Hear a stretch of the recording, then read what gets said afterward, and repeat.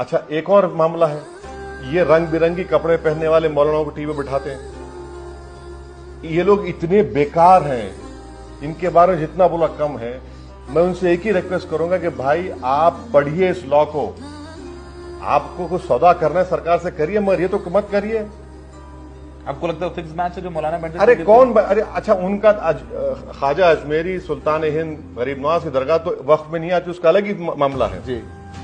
आप आकर ज्ञान बांट रहे हैं। अबे पढ़ तो ले कम से कम, अगर पढ़ना नहीं आता तो थम्स अप है तो किसको बिठा के पढ़ा ले।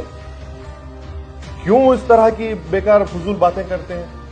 भाई सब कोई आके बोल रहा है, अबे पढ़ो तो सही, तुम्हारी मौत का परवाना ये है, बन जाएगा ये बिल तुम्हारे। मर नहीं मर, कुछ करना है मोदी जी को। अरे अल्लाह से डरो, सबको जाना है इस दुनिया से, कोई मैं भी नेक नहीं हूं, मगर कम से कम इतना तो मत करो कि आने वाली नस्ल तुमको कोसे।